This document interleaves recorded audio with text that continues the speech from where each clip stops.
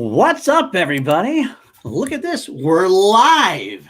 Class Action is live. And you know me, it's me. It is PLD. And this is my brother from another mother, Richard Eric. Reggie. No. I'm Richard Eric Jarvi. Welcome to Class Action. As you said, this is a live episode. This is the first time we're doing it. It's exciting. It is very exciting. We've been tossing around this idea for a long time. We wanted to go live because we love having interactions with chats and everything else.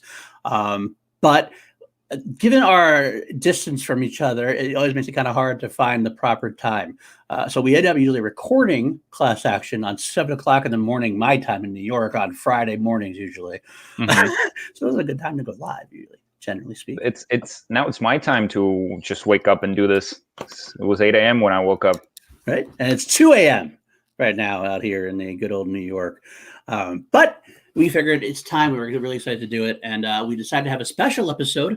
We'll say what we do usually on Class Action differs from this. But since if you might be new here, you might be seeing us for the first time, what we usually do on Class Action is we take two things like we'll take a movie or franchises or actors.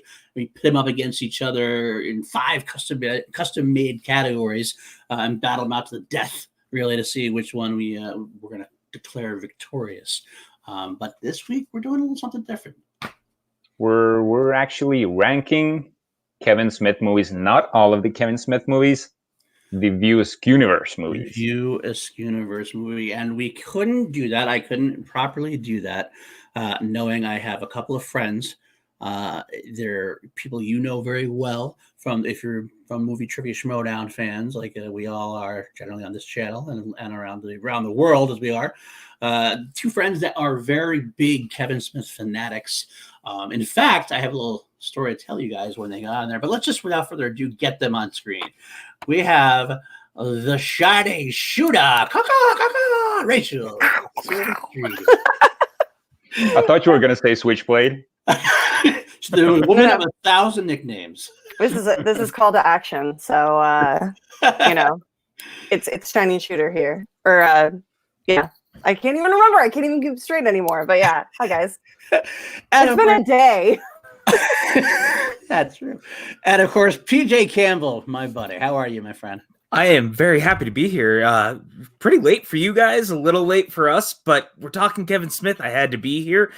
I'm just happy. Look at us. We're all doing this during the quarantine together. That's right. We're quarantined together. And what better to do than watch Kevin Smith during the quarantine, make you laugh? Oh, right? 100%. So I have to give a little bit of a background story. Mm-hmm. We talked about this on Twitter a while ago. I forget exactly how it came about. We were talking about how we were going through. I think I might have been doing a View Askew watch through, or somebody was doing something. And John Mariano, one of the greatest guys I know, put together this little Facebook chat, and he wanted to do a View Askew podcast at one point. And it was the 3 of us. Richard, you weren't there because you hadn't even seen it. We'll get to that. And also with Matt Kearns, and we were talking about we're going to do this podcast. Well, as we know, things don't always happen. Sometimes the spirit is willing and the keyboard is weak. Sometimes, I guess, is the way you got to say it. But it did get together that I wanted to get these people together to do this. When we were talking about ranking the View Askewinverse, I could not have anybody better on than you two. I did invite John and Maddie on, but it was too late. But they have sent me their lists, so they will be here in spirit. So now the other part of the equation, Richard, let's hear your View Askewinverse experience, so to speak. I'm nervous. Yeah, this was the first time I had seen most of these movies. I had seen Clerks and Chasing Amy before. I wanted to watch, like, everyone's been talking about Kevin Smith and like there's these very like special type of movies, but I always thought of them as like these raunchy, silly comedies that don't have much to say, or I had no idea what I was like missing, but I had a huge prejudice towards these movies. Little did I know that he makes movies for the movie fan, and not just for the movie fan, but for the geeky, nerdy movie fan, which I am. Because all of his movies reference very nerdy stuff like Lord of the Rings, Star Wars, or comic book movies. So his movies are definitely very niche, but they've made like a whole new genre of their own. That's true. Actually, something I do usually say is that Kevin Smith is one of the few people out there that actually is probably his own genre compared to other people out there. I mean, you have the Tarantinos out there who's his own genre, maybe, but Kevin Smith makes movies specifically for Kevin Smith fans. That's what I would say. But you know what, Rachel? We know how big of a fan you are, a lot, but some people might. So why don't you give us your background on the View Askewinverse? So I've been in love with the whole Kevin Smith View Askewinverse since I was about 14, 13 years old. And I actually got the pleasure of meeting Kevin Smith, and I've never fangirled out so hard. Probably cried a little, maybe peed myself a little bit, who knows. But I told him that every day. I used to work in a movie theater, and I would get asked to come in all the time to fill in shifts. And so I would come home from work almost every day and put in Clerks, much to my family's chagrin. And it was what got me through my teenage years, and it helped make me like a movie fan of so many different things. And so I got to tell him that, and he like gave me a very sincere, very wonderful Kevin Smith type of, "Oh my God, thank you so much for loving me." And I'm like, I love you so much. I'm actually really excited to hear what Jarvi has to say about these movies, because I know PJ and I are like lifelong fans. So it's going to be really interesting to hear what he has to say about somebody who did not grow up with this love in their heart and has come to Kevin Smith as an adult. So this will be really interesting. PJ, what is your background?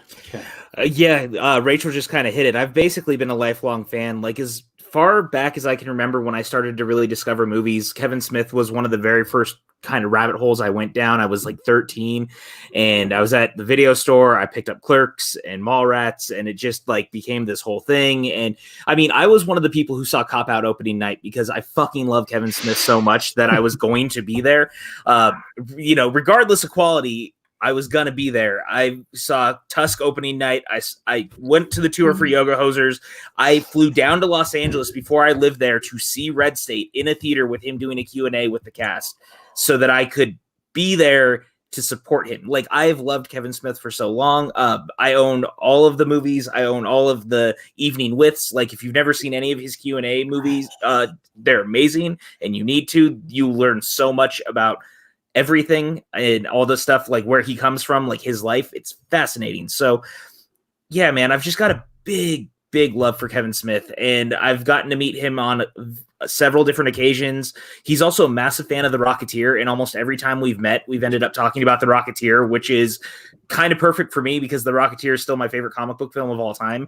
Wait, you like The Rocketeer, PJ? I had no clue. No, I had no. It's not your favorite score of all time. It's fine. No, definitely not. So, Kevin Smith, man, I fucking love this dude. I'm excited to talk about his movies because they all, like, each one has a very specific place of what it means to me and like where it came out in my life or where I discovered it. So this is going to be a very interesting thing. Oh, I love it. This is great to hear. I will just throw my quick pitch out there. I learned about it in college. I had a friend of mine who she sat me down. She goes, "I got this movie I want you to watch." And I was like, that was in the 1950s, right? Yeah, but I'm just a little bit younger than John Roca. So, but I sat down, and my initial back, I saw this black and white film. And I kind of didn't get it for the first like 10 minutes. I'm kind of like, what am I watching? I don't really. But then by the end of the movie, I'm laughing my ass off so fucking hard. I actually had to sit there and I put the movie back on and watched it again because I was like, now I get it. I want to see this again. And I just fell in love at that point. I've been to every View Askewinverse movie. I did fall out of Kevin Smith a little bit after Clerks 2. I kind of it just didn't hit. I like nothing. It wasn't anything I chose. I just kind of lost a little bit of just time. Movies in general, I lost. I had a family. I had my kids growing up. I just didn't go to the movies as much, so I ended up missing them. I'm catching up on a lot of them now. I did go to Cop Out though. I did go to That's yeah, right. Yeah. Well, they can't all be winners. They can't all be winners. That is the truth. That is the truth. I saw Cop Out 3 times. I saw the theater. I saw it twice because I was kind of like, maybe I'll like it better. Yeah, I did the same thing. So Cop Out feels like the Phantom Menace of Star Wars. People telling them, "We love this. We love this." Yeah, exactly. I will say really quick, it's great to see everybody in the chat. I want to say I don't know who's on the Take 3. Oh, it's Malcolm. I just found out. It's Malcolm from Take 3 Productions is in the chat. We got Dean Morgan going to try to stay awake. I appreciate that. Sari, we love Sari in the chat. Sorry, muy sorry. So I think, and Lucas Shashek is in the chat. Hi, quickly here. he has a question he wants to say. Where I just had it. Maxwell. Anybody listen to Fat Man on Batman? I do on occasion. I do. I do occasionally, but I know that it films like less than 20 minutes from my house. So it's one of those things where I'm like, I can't listen to it without wanting to just drive over there for all of the tapings. But especially during the quarantine, that's actually something I could catch up on. But I mean, I listen to everything that Kevin Smith does at one point or another. It may not be like when it initially comes out, but I will track it down. I did fall into a rabbit hole of his interviews. Right around when Reboot first came out, because it debuted here in Burbank. And I got to go to the screening and sat like 2 seats over from Coogan. And he was there to introduce the film, and I cried, and it was fun. But after that night, I went home and like watched all of the interviews that he had done and like just delved deep. I didn't emerge for like 3 days. So it's fun. And I also want to add, speaking of interview stuff, and what PJ said, I love the evening with Kevin Smith as well. It's like a stand-up comedy act, pretty much. Honestly, I laugh my ass off just as much as I do the movies. To be honest. Did you guys go see those in theaters? Because I was in New York when one of them came out, and I took one of my best friends, and she loves movies, but she like Kevin Smith isn't like her favorite. So like I was like, we have to go. You'll love this, and we sat there laughing so hard that at one point we were both like, we're going to throw up. Like we just got a large popcorn and a large soda to share, and we are going to vomit. We're laughing so hard.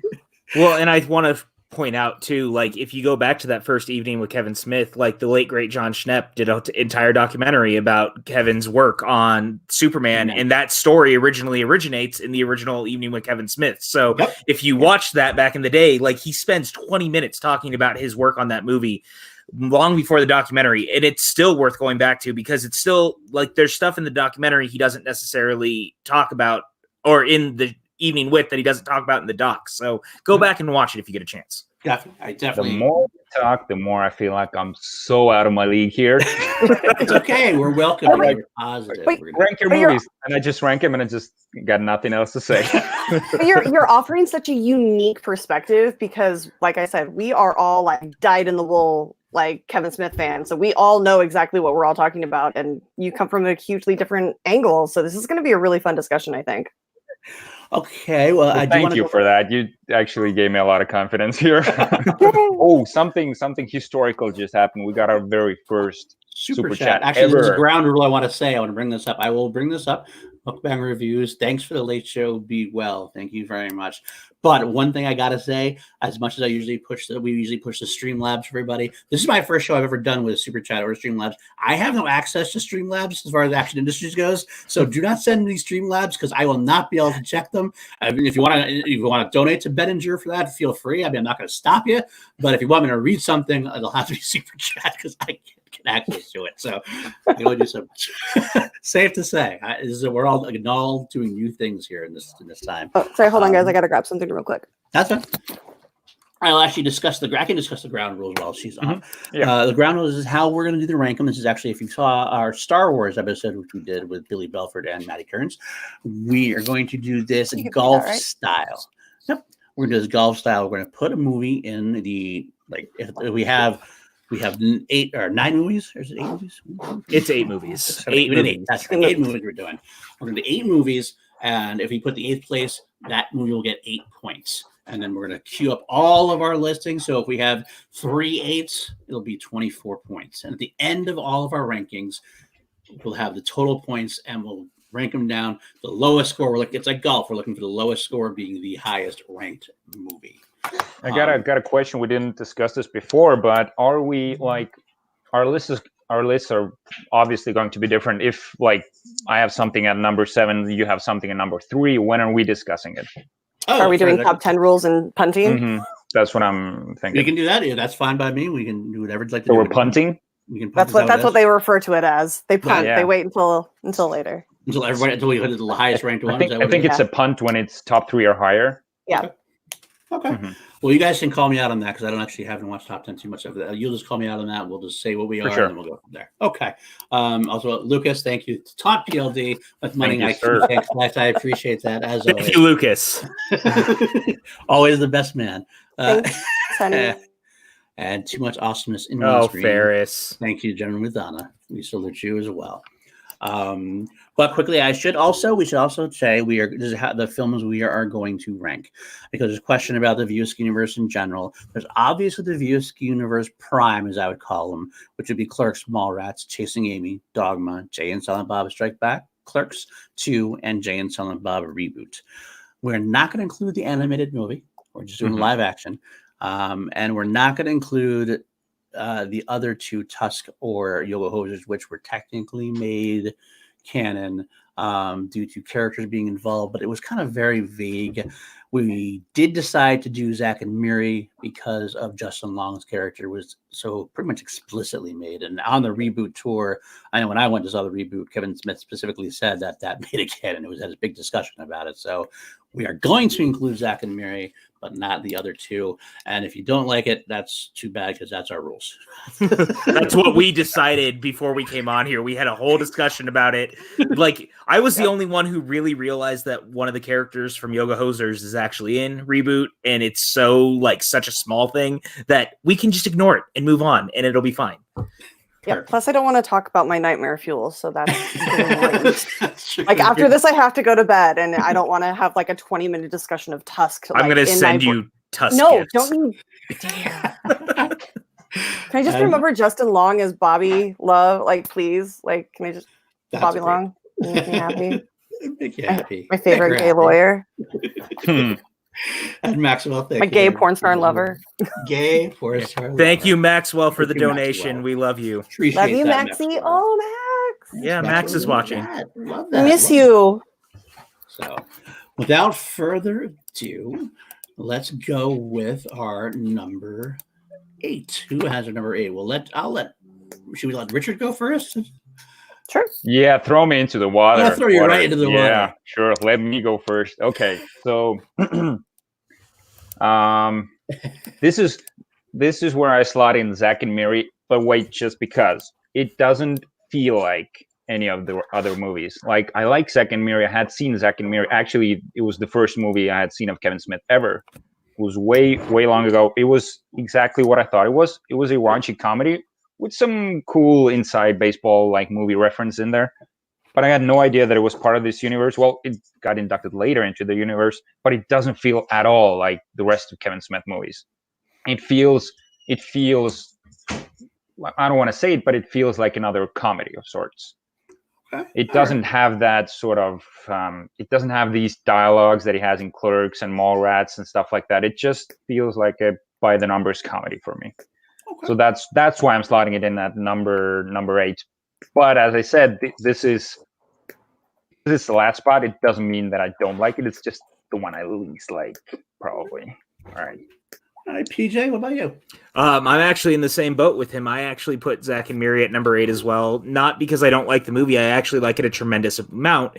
But if we're talking strictly like the View Askew stuff, it's got a very specific feel. This was Kevin Smith trying to do a Judd Apatow film. He's talked about that. Like, this was him trying to do a totally different thing. And it doesn't have the flair that you kind of know. Yes, a little bit. But because he was trying to do something different, it's not quite the View Askew movies to me. So it sits just on the outside. I still love the movie, but it's not top tier. Okay. Rachel? That's fair. I know PJ is going to loathe me for this answer. Oh boy. But I am voting. So my rankings are based on how much I love the story and how much I like there's heart behind it. Because I am a very emotional creature. I am an empath. So my number 8 was Jay and Silent Bob Strike Back.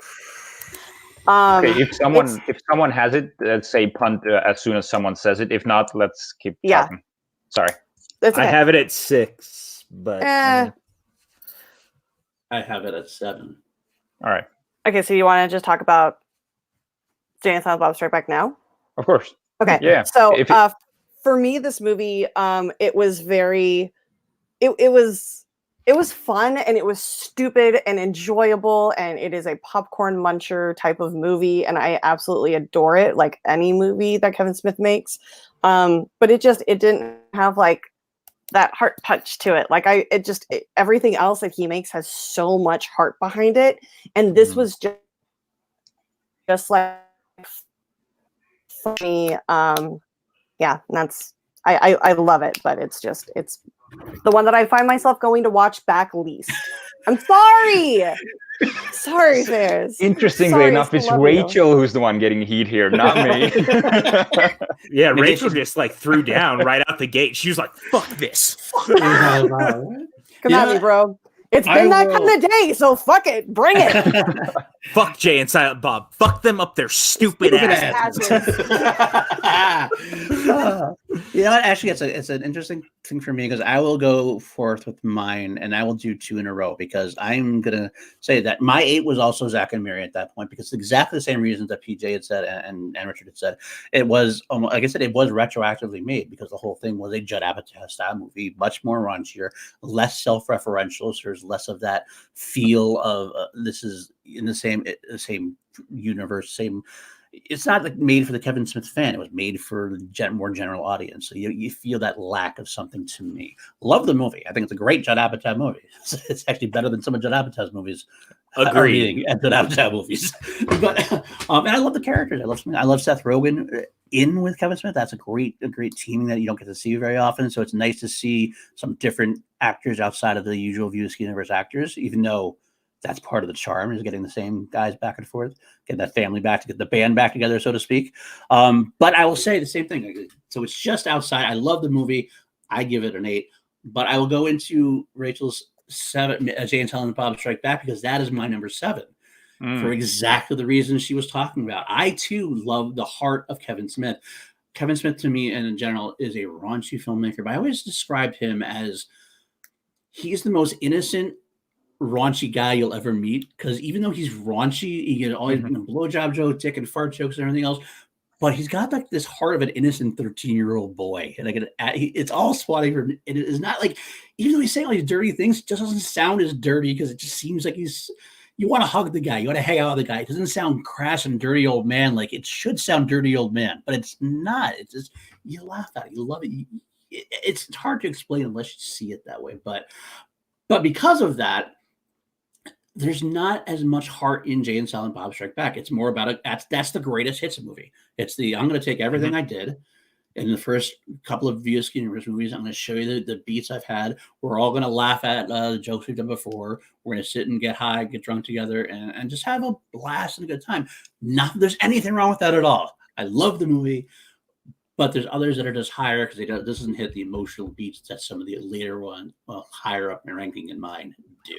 So that's my 8 and number 7, Jay and Silent Bob Strike Back. So what? Can I touch on something about the? So Kevin Smith to me is like a 13-year-old boy, but like a 13-year-old boy like back in like the 80s and 90s where it wasn't super creepy and like when 13-year-olds weren't having sex, it was like this innocent, jovial like blowjobs are funny. Like it's so endearing and so it's got heart to it. But like that I just wanted to touch on that. Yeah, if I can interject, it's like he's saying all these offensive things, but it's not offensive the way he's doing it. Like if someone else used that kind of dialogue or did this kind of things, it would come off probably offensive. When he's doing it, it doesn't. He does it in a sort of, I don't know, like a tee-hee. There's no malice. He has a way of doing it. There's just no malice in whatever he says. Exactly. Well, I think that's why if you look at like Phil Lord and Chris Miller, I think they come from the exact same school because the Jump Street films are very similar and like they kind of feel like tee like we're making jokes, but they're awful and yet we laugh. Like it if you know what you're doing and you really have that kind of heart in place, I think you can go a long way. And that's why something like Jump Street can go as far as it can go. And I think it's because that they grew up watching a lot of what Kevin Smith did. Like Kevin Smith laid the groundwork to be like, we can be horrible, but it's kind of cute, and so we can get away with it. That's exactly my point. You say the word cute, you're talking about dick and fart jokes, but it's an apt description. They are. That's what it is. It's a very cute dick and fart joke. It's adorable. Also, real quick, Thrawn keeps throwing into the chat that we shouldn't have Zack and Miri on here and that we fucked up the list. We explained up front that because one of the characters is explicitly from Zack and Miri, that it had to be on the list. We had it at the bottom for a reason, but it had to have its place. Whereas Kevin Smith said it was canon. Yes, whereas that's it. Yoga Hosers, it's not as explicit. Like, the only reason I knew was because I watched a one-off interview he did on YouTube. That was the reason I knew. Outside of that, though, like Zack and Miri, that character is so clearly from Zack and Miri, and Kevin has said it on almost every touring date that he had, that we're going with it. That's what he told you. Yeah, he said it in the reboot specifically. He never mentioned anything about Yoga Hosers or anything else in the reboot shows that I saw. I get what you're saying, but that's science, that's math, that's class action math. Like it or not, I guess what he is going to do. Class action math. He's going after us for saying that both are confirmed, but we also had already said off chat that even if we had them, that Tusk and Yoga Hosers would both be at the bottom. So if that makes you feel better, they're both at the bottom. There you go. We will give them an honorable mention later. It's fine. Mention. We'll discuss it. That's what we'll do. All right. So I did my 7. So why don't we go, Rachel? We'll go back around to you, ladies, first. On this one. So my 7 is Clerks 2. What the hell? Wow. No, we're punting that. We are punting that shit. Punting. Sorry, my headphones came out. And Thrawn, no, I do not dislike Tusk or Yoga Hosers. That's punting as well. Punting. Yeah, I mean, I understand it, but like, this is where it is very obviously women and men having different opinions about things that matter to them. So I love Clerks too, but it is my 7. Oh, okay. All right, we're gonna punt we'll that. Discuss That's it fine. In like an hour. You know what? Before Richard and PJ go on, I should say I almost forgot already. This is 2 a.m. for me, and I've been drinking. So Mariano and Kearns have been putting in lists. I'm supposed to be mentioning their lists. So John Mariano, friend of the show, he had Jay and Silent Bob Reboot as his number 8. Matt Kearns. Yeah, so I'm gonna have to bring him on later on a different show just to lambaste him a little bit. Y'all don't get to be angry with me at all anymore. Kearns had Zack and Miri at 8, like most of the rest of us. And their number 7s, Mariano had Zack and Miri at number 7, and Kearns has Jay and Silent Bob Strike Back at number 7. So that's kind of in line. Kearns has been in line with us a little bit. So no further ado, PJ, why don't you hit us with your number 7? I feel like I'm about to get slapped now because of what just happened. My number 7, is Jay and Silent Bob Reboot. Ooh, okay. See, look at this. Rachel's up and leaving and now, and I don't know if we're supposed to be punting or what. I don't understand. Am I punting? What's happening right now? Yeah, you're punting. Okay. You're punting. Okay. You're punting. Great. I'm punting, apparently. I'm telling Mom. Oh, you fucking do it. I dare you. Wow. Loves me. So I guess it's up to me now, number 7. Yes. I can feel a pun coming around, but this is where I slot in Dogma. Okay, that's fucking crazy. That's a punt, motherfucker. Wait. Oh my god, I can't wait to hear why. This was clearly the weakest movie of the lot for me. When I watched it, I was like, okay, I see what's going on. I'm having trouble getting on board because it's so ridiculous. I understand why people love it, but for me, it felt like it felt the most slapsticky and I don't know this. Okay, we're punting. We're punting we're not this. Right now. So hard. That hurt real bad. Holy fuck! That one did hurt really bad. Although I am really excited to hear his take on it because I feel like that's gonna be a discussion. That is definitely gonna be a discussion. Okay. All right. So then, why don't we go back and go ahead?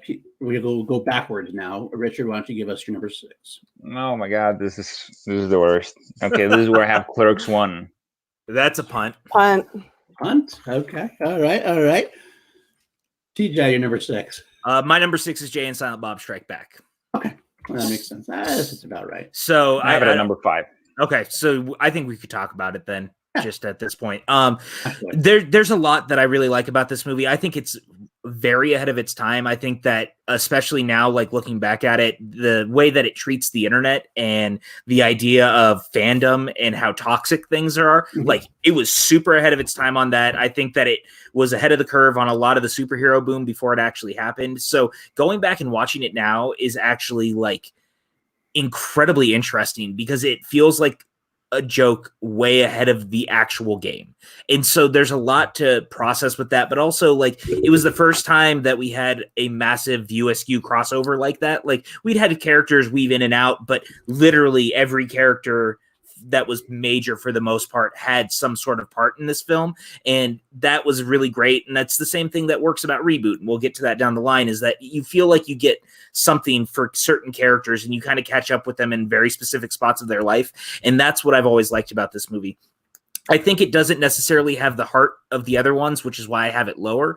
The only reason it's higher than Reboot is just because I also have a soft spot for it. Like it was the first one I saw in theaters. There's just very certain things about why it's where it's at. But it's a good movie, man. I like it a lot. Okay. I'll fair enough then that. Rachel?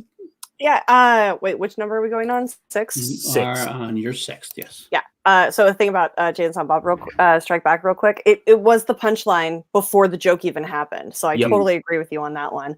My number 6 was Zack and Miri Make a Porno. I love that movie. I think it has a ton of heart. It came out at a perfect time for me when things were just upheaved in my life, and it was just really funny. I love the entire cast of that. It's just so good, and it's just really endearing and sweet. And yeah, I mean, you guys all talked about it before, so yeah, it's my number 6. Okay, I like that. There was a cool cameo at the end. Yeah. Oh yeah, that's true. That is very true. I don't want to ruin it if anyone hasn't seen it. It's been long enough. It's fine. I'm going to blow some minds here, I think, too, as a big Kevin Smith fan. I think I'm going to blow some minds here. My number 6 is the original Clerks. Ferris hates me. Yeah, Ferris. Well, here's the problem. This is where you have Clerks 1? This is where I have Clerks 1 as well, actually. Right. Yes, Right. You can know, that's true. Here's what I'll say. Anything in all of this ended up being like picking favorite children. So I'm not really going to disparage anyone for where anything's posted and like placed, but also, holy shit. That's Yeah. I said that too. When I wrote it, I'm like, God damn, this is low. Am I sure? But I can't help it. I got my reasons, and I'll let you know about them when we get there. That's good. I can't wait to get there. I will throw in these as well. Mukbang reviews. Thank you. Another $2 super chat. Dogma was legendary like PLD. Sorry, you disliked it. Fair enough. General Muthana as well. I used to like Richard Eric Jarvi. Then he put Clerks at 6. I guess Ferris does not like me as well. General, I do love you. Everyone off tonight. It's great. I love it. They're going to love our list when it's done. I can already tell. Oh, yeah. We should all talk Star Wars next. Oh, God. That was our first ranking. I definitely pissed off Bill. I put Revenge. We weren't live, so we didn't get any heat. That's true. Mariano had Jay and Silent Bob Strike Back at number 6, while Kearns had Clerks 2 at number 6, which still kind of hurts me a little bit too. Yeah, it hurts. That later on. That hurts bad for me. Yes, get out of here, Paul. I thought we were friends. I'm still friends. I can still be friends. It's okay. So, we'll go down number 5 now. So for me, this is where I slot Jay and Silent Bob Reboot. Okay, awesome. Okay. I don't know. We're punting it at this point. We're still going higher. You want to talk about that one yet now? Or I have it at 3, so we can go. We can wait then. Yeah, we'll wait. That's a punt. Go ahead, Rachel, and you can go into your 5. So my number 5, this was really, really hard because I just love these movies so much, but I had to put Mallrats at 5. Whoa! What? I get that. Like I said, my list is based on how the movies affected my heart. Now, I love Mallrats, but it's not a heartfelt movie. It's a really enjoyable movie. It is one of the ones that I go back and watch all of the time and quote endlessly, as you all know. But yeah, I think honestly, I called somebody Sega Boy one. I know this list is tough. This is hard. The goddamn audacity to have Mallrats so Do you know low. how many times I have redone this list in the last week? It's been rough. I have cried over this list, okay? Do not get me started. I love Mallrats, but it had to go at 5. And you've actually rearranged my list with this. I just redid my list. Yeah. What up? Wow. But yeah, this movie is timeless, and I love it dearly. But I mean, to be fair, so are the rest of the movies that are still on my list. And this is just these are separated by like a quasi like millimeter of a hair like difference. Stop glaring at me, PJ. Rachel's back on an escalator again. Thank you, Tim. Oh, does Tim Franco have a corgi? Yeah. Oh, yes. Yes. Wait. Oh, I gotta every single time. Wait, does Jarvi have a corgi? Jarvi. You never do Oh, that? there we go. There we go. Hey, Jarvi. Rated. Oh. Holy shit, Oh. puta blavata. Corgi as well. Just when we thought we were pissing everybody off, we're bringing everybody back together with corgis. Oh, wow. Did we just become best friends? Yep. Yes, we did. And not to be outdone. Yeah, not to Give be me the other outdone. one. Not Bring to it be in. outdone. Jarvi, there's a There's second another one. one. There's a second Oh, one. you got two. I do. I have two. Holy crap, he's got two. Last action, we have the corgis. Last action, we we, do have have the corgis. I actually got to drive out to Arizona with PJ to go pick them up last Christmas, and that was like the most amazing thing. And then I got to snuggle 2 puppies on the way home. And For Tim 8 was the hours. one who helped us get them. That's very true. Really? And then we got to hang out with his That's so puppies too. That is true. Corgis, Corgis win the stream. Yes, yes, they Press do. those legs, yo. Do you like corgis? Wow, that was Press fun. the like button. That was amazing. All of a sudden, there was just corgis everywhere. Revolution of corgis everywhere. Thank you, Tim Franco, for jumping in the chat and sparking that. There you go. I have 2, and Pastor's loaded some mine. That's awesome. That's awesome. Another super chat real quick first. Can you show that Vader mug? Sorry if I confused you earlier. Yeah. Terry. I actually got 2 of them. My girlfriend and a good friend of mine got me just the exact same one. That's Perfect. amazing. It always helps to have a backup. It's quite uncomfortable to drink from, but I love it so much. Who cares about Kevin Smith? Just show the dogs. Fair enough. I mean, I will be. Max is not wrong. I'll be on that stream all day. All day. Corgi stream.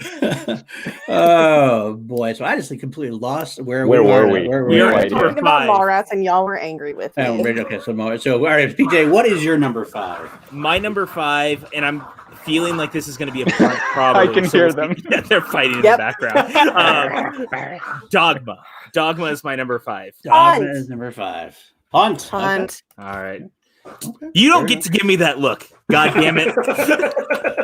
How are you punting Dogma? We'll Sure, we're gonna have very that discussion confused. later. We'll finish that Okay. talk. All right. Richard R. Jarvi, what is yours? My number 5 is Jay and Silent Bob Strike Back. James Bob Strike Back. Okay. Hi. Okay. I feel like this is the first movie where he truly went. We're not punting, right? No, we already discussed it for the most Yeah, part, so go ahead. this is like the first movie where he went all out with all his references, like all this Mark Hamill stuff, Star Wars stuff, everything. He just went. I had no idea that movie was so bonkers. Like the third act or the final fourth act, what do you call it? That was like complete craziness, and I loved every bit of it. It was, and I keep hearing people saying that Jay and Silent Bob shouldn't have had their own movie. I don't agree at all with that. I don't agree with that either. I think Yeah, it's because I've been hearing a lot like that. People have been saying that they work as secondary characters, just someone who are in the background, stuff like that. Nope. They did very well on their own movie, and I had so much fun watching it. Well, that was Kevin Smith's worry. That was his worry for a long time, whether he was going to be able to handle it. And Jay, especially with his issues, that was a big question mark. But I thought they pulled it off quite well. The fact that Jay is like cringy at times, that's part of his character. Like, oh, why are you saying that? But I love you for saying that. I'll say this too, like they're very much the exception to the rule of like the idea of spin-offs and giving secondary characters lead in anything, because so often a character works for where they're at. Like it's why Joey as a spin-off didn't work compared to Friends, because Joey works better as a unit than he does apart from everything. Whereas Jay and Silent Bob proved that they could lead and still be surrounded by the same characters and just be front and center, and we'd still buy into it. I mean, not that they weren't in a lot of the other movies, like Mallrats. I'd say that they're basically the main secondary storyline in that film. But giving them the lead was always going to be a gamble, and it paid off. Fair enough. Yeah, that's the Good Will Hunting reference. Yeah. Yes. Hunting season, bitch. Apple sauce. Right? All right, Mariano had Clerks 2 at number 5. What? I know that pissed me off too. I believed in Mariano, and he's failing me. Kearns had the reboot at number 5. Interesting. Okay. So these are all very interesting to me. I don't know. All right, Richard, go with your number 4 then. So this is where I changed it. I've got Mallrats at number 4. Oh, okay. Where did you have it? I'm gonna say what I have at number 3 next round. Okay, fair enough. Fair enough. But Mallrats, are we punting or can I talk about it? Mallrats is still a punt for me. Okay. Okay. Fair enough. Let's see then. PJ, you're number 4. My number 4, and I'm bracing for the word punt coming from Rachel right now, is Chasing Amy. Punt. Yeah. Are you kidding me? This is a huge punt. I think this is where fresh eyes come in handy, because I agree with PJ. What Chasing the Amy shit? as my 4. Wow. I'm telling you, my top 5 were like this close. It was so just mustache hair apart. No, totally. And I was 100% thought that you were gonna be like, get the fuck out and like throw me out a window. No. Chasing Amy is my 4. So we'll talk about that later. All right. At 5, get out of here, Mariano. I get that. Chasing Amy is Kelsey Kirkland's favorite. Funny enough, Thrawn's worst least favorite. I love that, though. We love that this way. That was for Kelsey, not that Chasing Amy to work. Oh boy. My number 4 then is what do I have here? I'm not sure. That's actually where I slotted Mall. I had to double check because I've changed mine a lot too. This is where I put Mallrats as well. I do find that on the rewatch I did, it didn't age as well to me as some of the others. I don't know. It's hard to explain why. I just didn't. I felt like it was Kevin's next step into what he wanted to be, but he couldn't quite get there yet. But there's a lot of great references. I feel like We're still punting, though. Oh, we are still punting, aren't we? Yeah. I'm sorry. Yeah. I'm sorry. We'll get there. We'll get there then, folks. So I guess then I'll go to my number 3. And this is where I spot Dogma. Number 3. I mean, we can talk about Dogma. What are you doing? Jarvi with the hate for Dogma. That's funny. Okay, it's not hate. I hate none of these movies. I know. I mean, if we're in the top 3, do we punt if it's higher to like wait? Because I've got this higher. Not higher. How do top 10 rules work? I don't remember anymore. We'll just get to it when if it's Rachel, because I think Rachel's got it highest at this point. We'll just wait till we get it to Rachel's list. Okay, that's fine. Yeah. Okay, fine. All right, then go with your number 3 then, Rachel. My number 3 is Jay and Silent Bob reboot.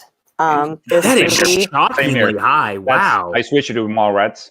The reboot was an incredibly emotional thing for me, because it was, and I mean, 2019 was the year of the love letter from movie makers to fans.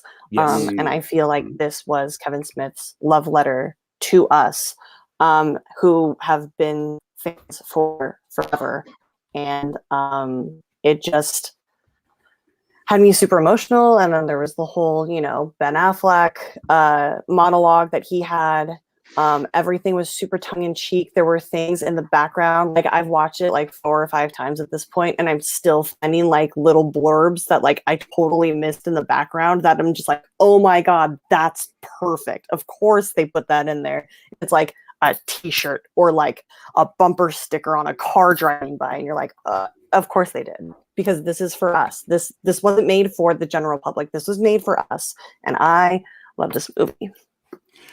I gotta tell you, I'll jump right in there with that. We can talk about this now. At one point this week, I had this as high as number 3. I did like it. Are we talking reboot now? Right. Yeah, we're talking reboot. I love this movie. What I love about it is that it was so.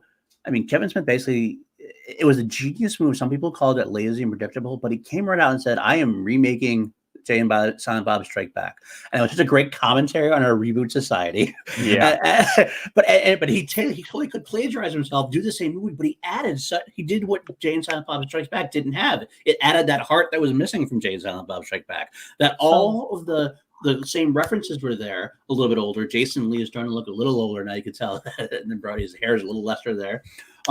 But you add in those moments not only in the story, but they hit home from real life. You see Jay, who Kevin Smith has Harley Quinn in there, and Jay has a daughter now, and I remember they say film scenes actually mentioned in the reboot show that I went to. Like Jay, the scene with Ben Affleck, Jay has Jay's daughter in it, so Jay is actually talking to his daughter.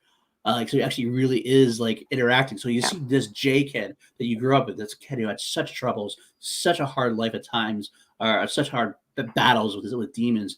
And there he is. He's a father now, and the love in his eyes is so amazing. And he really shows that with the character that Harley Quinn plays as well. But even more than that, the Ben Affleck scene, which it doesn't matter the movie if you like it or not. Like it was Kevin Smith and Ben Affleck rekindling their friendship of like forever when they had such a falling out.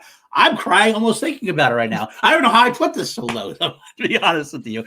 That movie made us all cry so much. I really did love this movie. It was really good. And you get to catch up with everyone. Like I'm not like and not just the monologue in the Ben Affleck scene, but when I heard Alyssa, when I heard that voice, I burst into tears. I was like, oh my God, this is perfect. Everything they did was so perfect for the fans. Brody mentioning the fact that he and Shannon had a daughter, and he called they're still together, and it's perfect. Well, you guys managed to get me to change it and put it in my top 4. All right. There we go. So here we go. Look, and it really wasn't low because I don't love the movie. I purely absolutely love the movie. Like anyone who knows me knows how much I loved it when it came out. I've gushed about it since the beginning. It's the Affleck scene. Mm-hmm. It's purely the Affleck scene because the Affleck scene is the best written thing he has ever done. Can we watch that clip? I wish we could, but I don't want us to get a strike on the show. I've also made it a rule to not cry on camera live. The relationship that Jay has with his daughter as it progresses is really, really beautiful. I love a lot of the jokes within it. I thought that the Dogma reference was so ridiculous in the best way, and all the jokes about Damon's career within it were incredible. This movie was made for us. It was 100% made for us. That was why he did it. And the other thing is on top of that, he made fun of himself. And that was something that he didn't do in Strikes Back. This purely made fun of where he is with people in this community. People look at him as a joke a lot of the time. People who grew up loving him, the internet hates Kevin Smith a lot of the time, which I find bizarre because so many of them loved him for so long. And so for him to make fun of himself as a director at the same time, he really kind of took that away from them to me. And I thought that was really smart. And him coming back from the heart attack and surviving, and this is the thing that he got to do. And in the process, he got to secure Mallrats 2 and Clerks 3, something he never thought was going to happen, is incredible. So it's a really great success story on top of it. I agree 100%. And seeing that, what else we should mention too, is how amazing in this day and age, especially now with movie theaters and everything else. And he mentions the story during Reboot, the roadshow that I went to.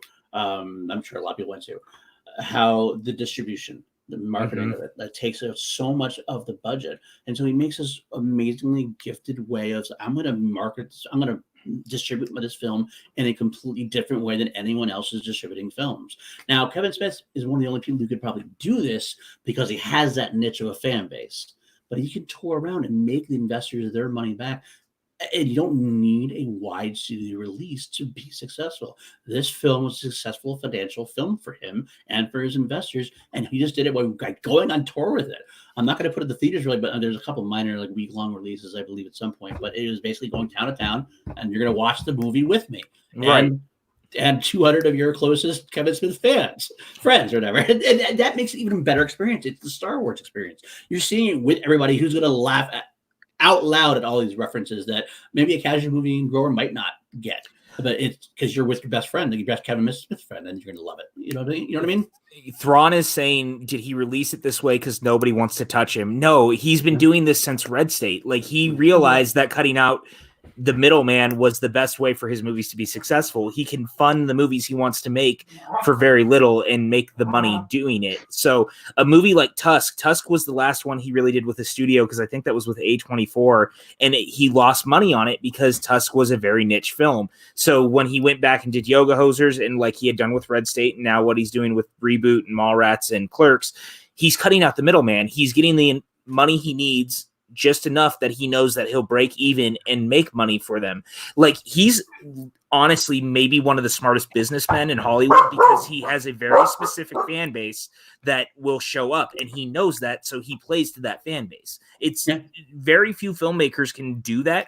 Rob Zombie's started to figure it out. He did the same thing with 3 from Hell. It's the thing that I'm hoping Robert Rodriguez will do with Machete, because I would love for him to do the third Machete. Like, play to the audience that you have. It doesn't need to be a $10 million movie. Make it for 4 and tour it. Like, I would 100% go to a Robert Rodriguez Machete roadshow tour. So that's just me. Absolutely. Quick question about the final act. Is it actually at Comic-Con where they're filming it? No, they staged their own Chronic Con. They filmed it here in LA for that, and actually they would like put out the call for it because they filmed it with Legion M, was one of the producers, and so like if you were a Legion M producer, you were invited to come out and be a part of Chronicon at the end. And I do love the fact that like they got what's his name, Chris Hemsworth, to come in to film the holograph scene.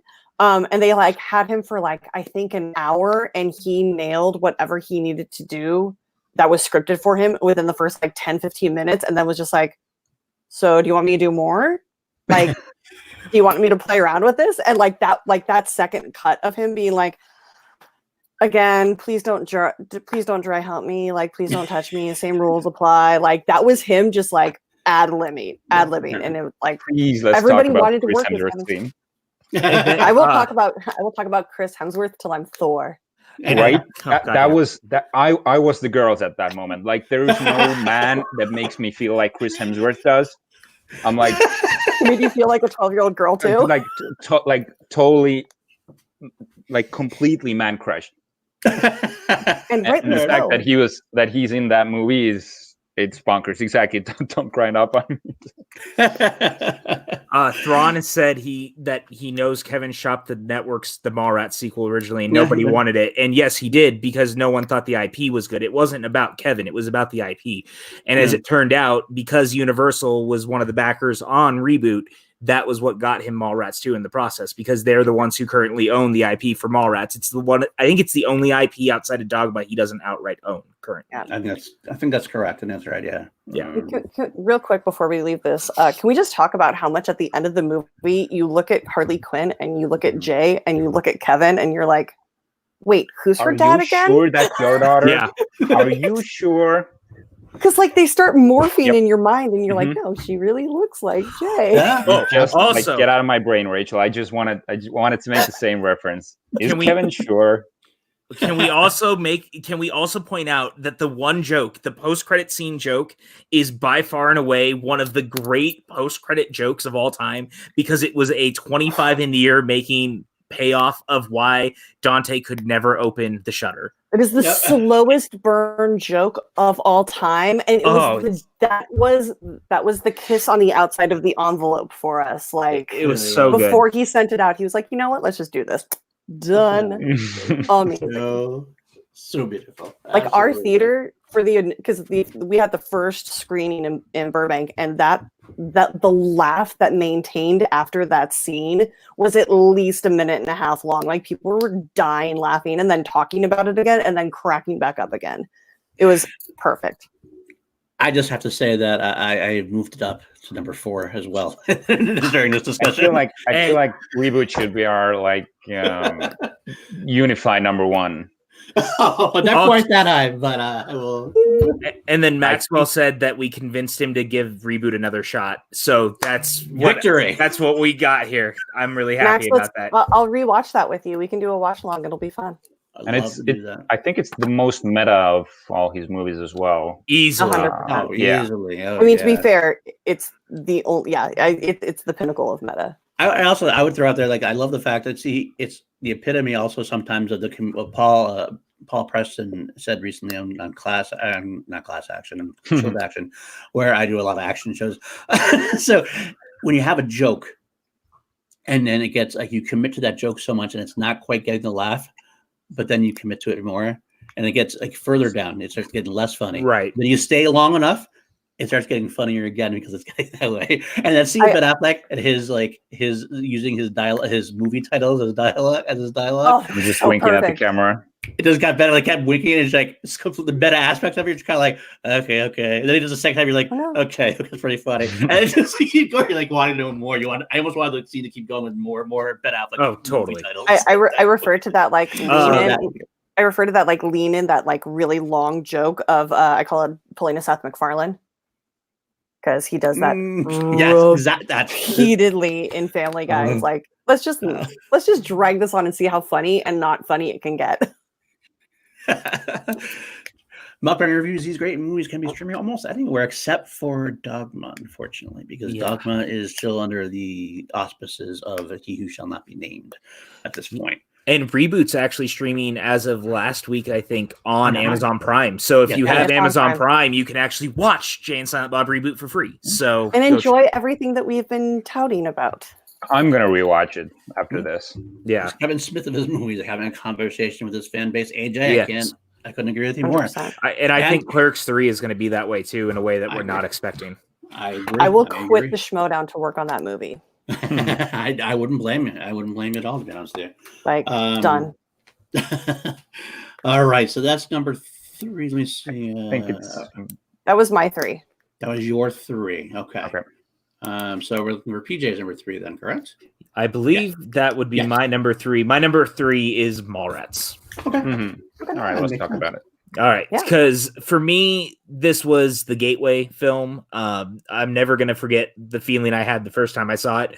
It was the first time I saw a movie that I felt like spoke directly to me. Because I had never had a filmmaker who was writing in the way that it sounded like my brain worked. The closest thing I had to that at one point was Scrubs. Like, I felt like Scrubs understood my brain.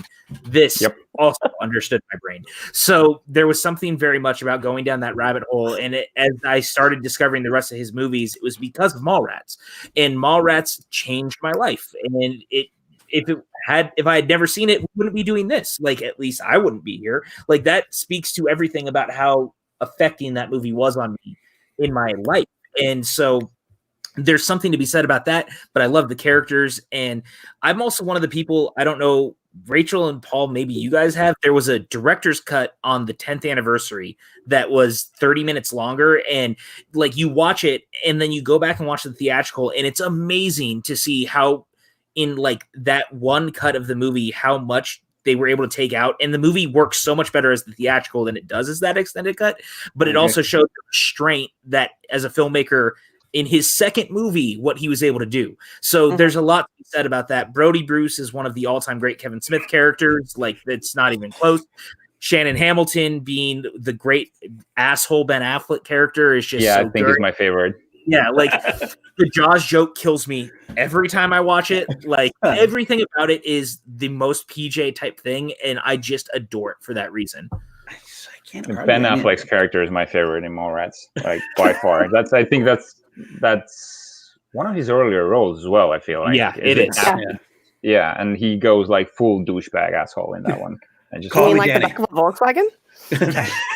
Call me daddy. Who's your favorite new kid? Is it Joey? Yeah, it's Joey. Yeah. And was his brother Casey Affleck, was he in there as well? No, that's Chasing Amy. He was in Chasing Amy. Okay. Because Mallrats, like funnily enough, Mallrats is the movie that I remember the least of. Although I feel like it's the most balanced of his movies. But there's like, if I try to think of some like scenes out of it, the only thing I can remember very well is like Ben Affleck being a total dickwad. There's just so much. Shannon Doherty is great in it. Stan Lee, like Thrawn just said. I mean, come on, right. Stan Lee is incredible in that movie. Yeah. Like Stan the Man. Yeah, and then you have Tim, who made the joke earlier about the escalators. Like, Mallrats is infinitely quotable. Like, you can fit that into any conversation. Specifically, Brody is I do all the time. Quotable character. Can you do the jam when they're doing like Jason Lee's like? Oh yeah.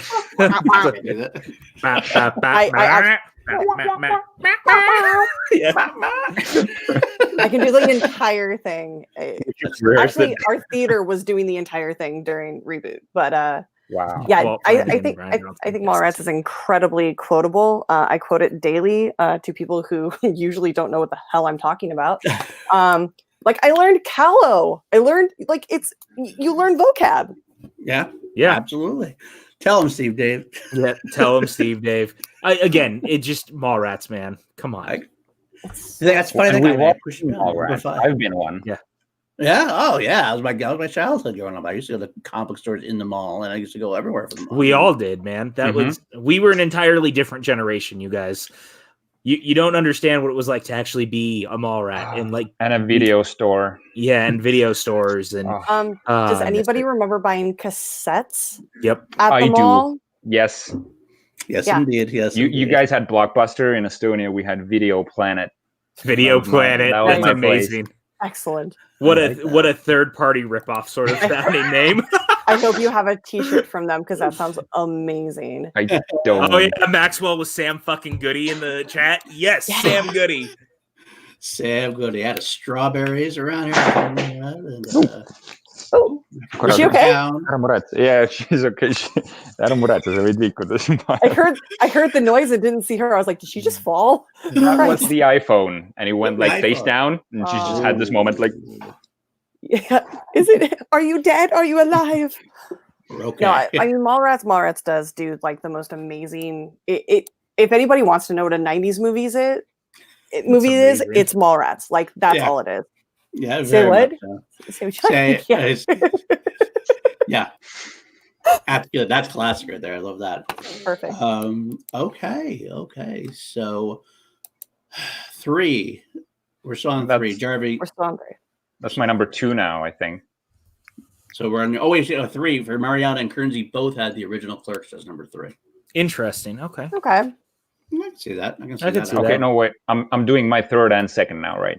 Yes. You can do 3rd and 2nd. Going back. Okay, my number 3 was Reboot. Yep. Mm-hmm. Okay. And my number 2. Okay, this is the toughest one for me. Was assigning 1 and 2. But I'm going with Clerks 2 as number 2. That's a punt. Well, we're not punting anymore, I think. We're just talking. Yeah. We can. Can't we? Well, we could save it to do all of our number 1. We were punting if we were doing top 3s. That's true. Well, we can punt. We can punt and go back to that one. I think we will. We will. Let's go through. So you did 3 and 2. I'm going to throw it out there too, real quick, since we don't have them here. Mariano's number 2 was Dogma, and Kearns' number 2 was Mallrats. So there we are with that. So PJ, hit you up with your number 2. My number 2 is the film that I think most people probably think should be number 1, but as our list has proven, it's clearly not. Is Clerks. I love the original Clerks. Is anyone punting from off of that? I got number 2 for Clerks as well. Okay, so. I love number Clerks. 6 for me. Without Clerks, we don't have this entire thing. It's a very specific snapshot in time. It's a really great independent film on top of it. Like there's so much about Clerks that as a film is vastly fascinating, and it started this entire craze. But I don't think it also speaks to me in the same way that when we get to my number 1, that film currently does. And there's something to be said about what he was able to do with this movie, and I love it for that. I even love have you guys seen the lost scene when they animated it with the funeral? Yes. It's incredible. I kind of wish that it was inserted into the movie that way because it's so good, but it's a great movie. Without this movie, none of this exists, so it deserves to be towards the top. I completely agree with you. I actually think that you showed me that animated scene for the first time. I did. So that was a fun memory. But Clerks 2 is what not just started it all, but it's what started it for me. Like that was my first Kevin Smith movie. And like I said, I watched that every day after work when I was 15. And it was exactly what I needed. It was exactly who I was at that time. Actually, when I met Kevin Smith, he walked away from me. He was filming. He was directing an episode of Supergirl in Vancouver, and they were doing their last day of externals. So a friend of mine went out to go see it, and as he came out and like gave us Timbits, which are like donut holes, and as he's walking away back to the director's tent, he's wearing, of course, his jersey, and it says the number 37. So without thinking of what I did or what was about to come out of my mouth, I yelled after him, "Try not to suck any dick on the way to the director's tent." And he stopped and turned, and I realized what happened, and all of the blood left my body. And I was this close to jumping into the Vancouver Bay and drowning myself. And he turns around, looks straight at me. And No, she got so out. That's the best moment.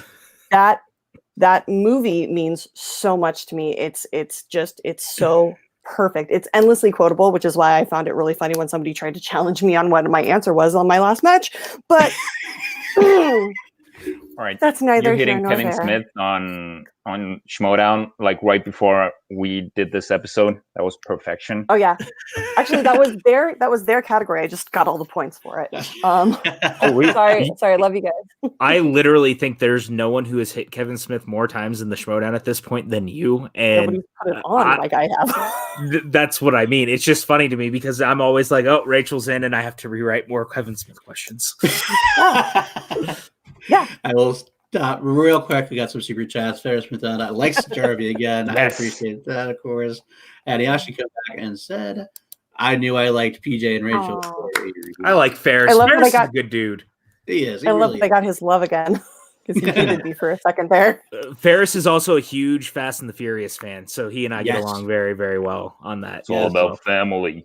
It's all He has about- offered to be on the show if we ever do a Fast and the Furious. I class. saw him say that earlier, and I was like, unless I'm there, that can't happen. Like that doesn't happen without me. It's gonna be the longest show because you only live your life a quarter mile at a time, so it's gonna take forever to get there. So Fair enough. Okay. you can laugh, so- PJ. It's okay. So okay, so Rachel, then your number 2 Was Clerks. was Clerks. That's right. You said that too. All right. Yeah. Therefore, my number 2 then is where I slot in Chasing Amy. Okay. Excellent choice. Punt. Okay. I'm Again. really That's glad I coming from heard the Jarvi. I'm really glad I heard the putt in that because I was like, "Excuse me." we can talk about Chasing Amy right now, I think. Okay, that's fine. We can Right? talk about Chasing Amy if you want. You want to talk about Yeah, Chasing Amy? because it's gonna come back to you for number 1. So All right, fine.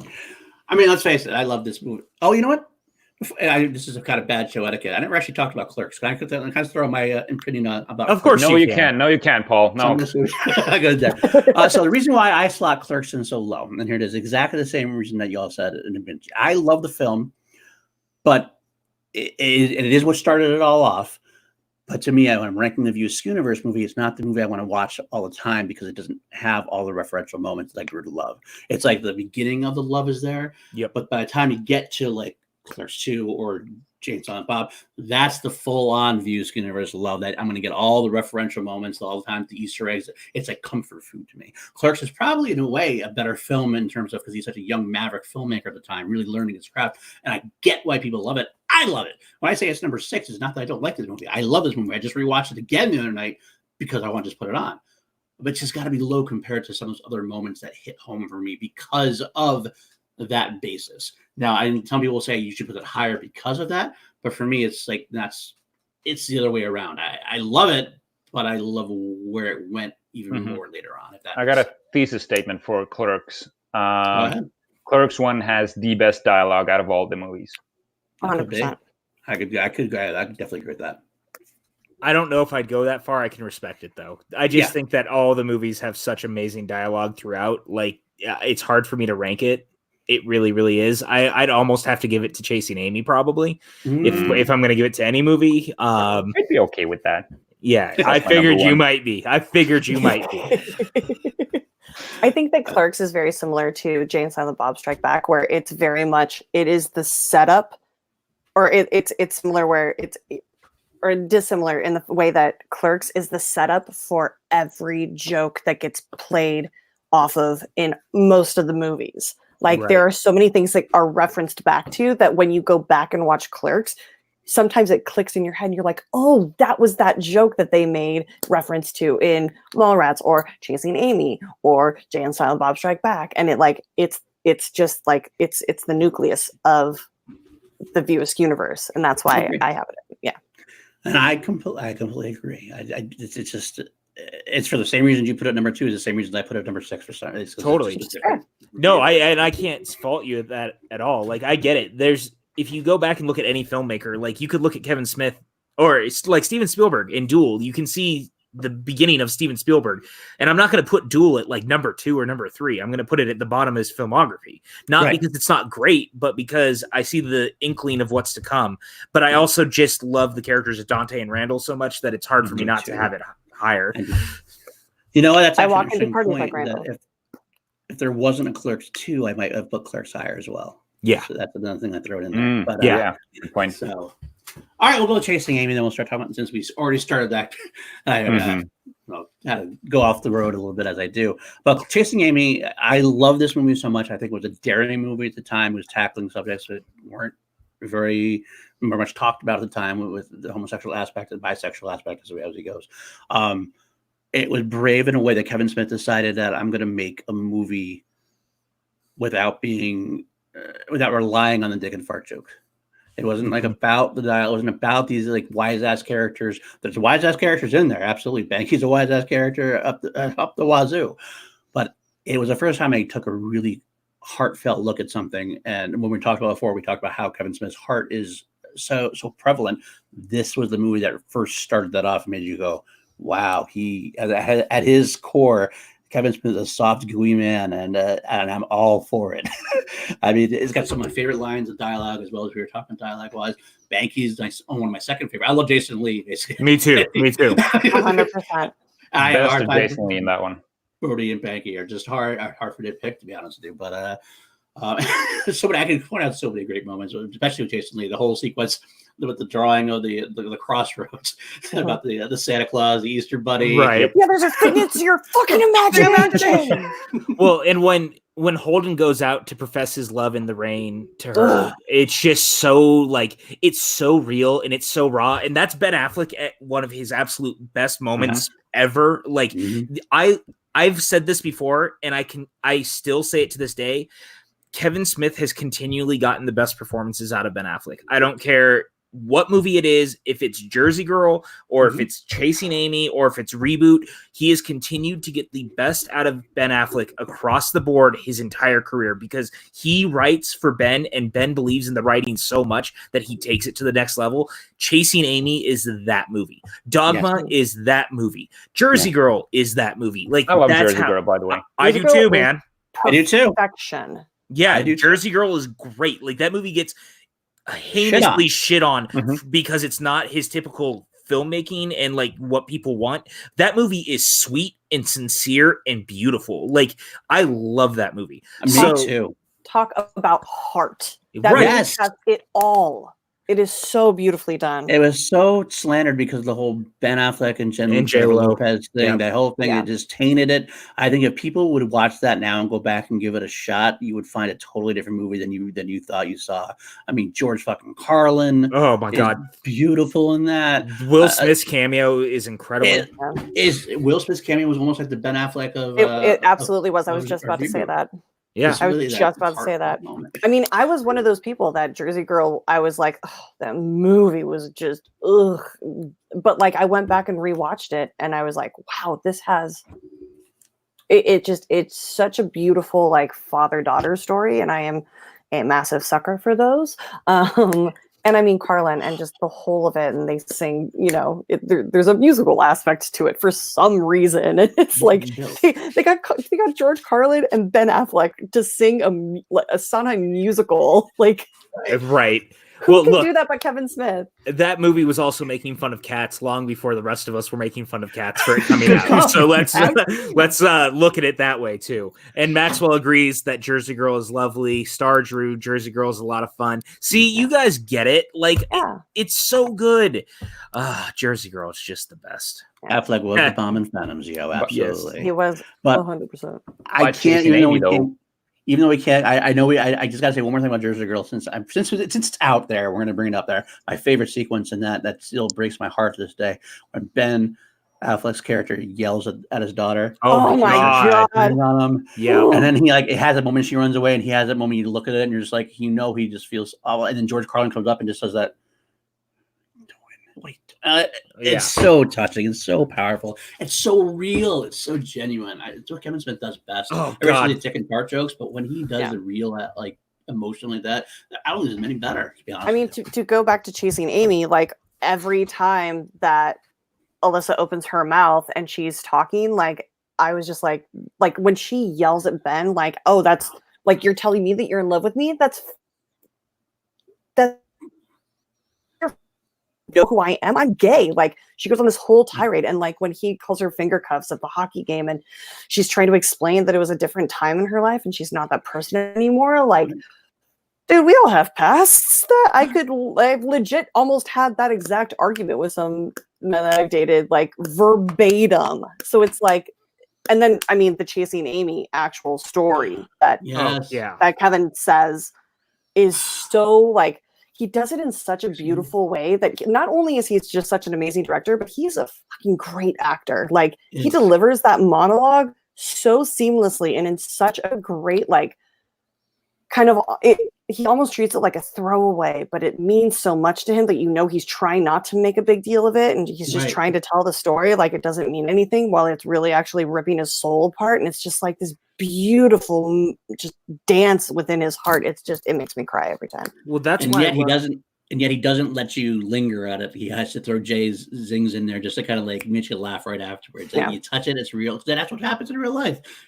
Well, and that goes to the point of reboot also, because the entire sequence with Affleck also comes from that. Like that whole sequence where you catch up with Holden, which is why I think all of us ended up having reboot so high in the end. Like I would say without that Holden scene, that movie is much lower on our list when everything is said and done. And that's pretty incredible when you think about it. Like Chasing Amy holds such a great presence that without that getting to reboot, we may not be having the same conversation. You're right. No, it would definitely be like at least at the highest 6 for me without that Ben Affleck scene. Easily. Oh, absolutely. Completely agree.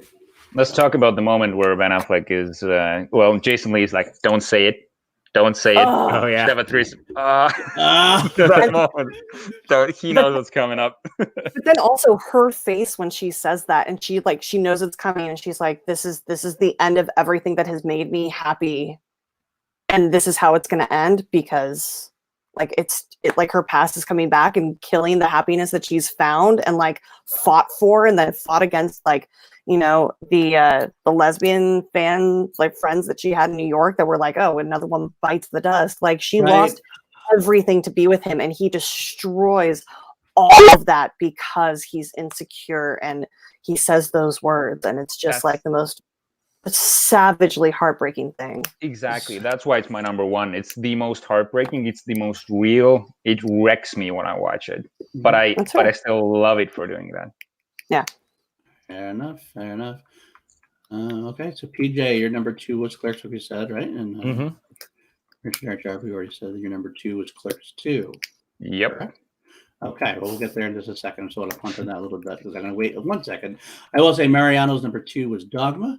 Kearns' number 2 was Mallrats. And I'll just get their number 1 out of the way. Actually, Mariano's number 1 was Mallrats, and Kearns' was Chasing Amy. Oh, wow. Okay. Yeah. Yes, Kearns was pretty on board with us most of the list. I think that it was just Mariano who wanted to be contrarian to be a contrarian. That son of a bitch. What a jerk. Before I go number 1, PJ, can you just give me your rankings again? I know you switched them. I just want to get there, make sure we have the right order. Yeah, so right now my rankings starting at 8 was Zack and Miri, then Jay and Silent Bob Strike Back, Dogma at 6, Chasing Amy at 5, Reboot at 4, Mallrats at 3, Clerks at 2, which tells you guys everything you need to know about where my number 1 is going. All right, hold on. Where was Dogma again? Number 6, I believe. Okay, so Strike Back was 7 then, right? Okay. Correct. Okay, got it. All right then. Did we ever talk about Dogma? No, because it's my number 1. You know what? Let's go ahead and do it right now. Let's do it. Number 1 is Dogma. Jarvi's spitting here. He's not feeling it at all. But let's go ahead and talk Dogma. Bring back the corgis. Dogma His emotional dog therapist. No, Dogma is my number 1. Dogma. Oh, puppies. Dogma came out in the perfect time for me. I was literally mid-crisis of faith when that came out, and it was just one of those like perfect, like I didn't know how to explain my faith to my parents, and I literally, and my mom, who was the one who was like always like, we're going to church on Sunday, I literally took her to go see it, and I'm like, this is going to be insane and you're going to get offended, and just know that just look past all of that and look to the heart of the movie, and that's what I want you to hear. And Serendipity is explaining what faith is.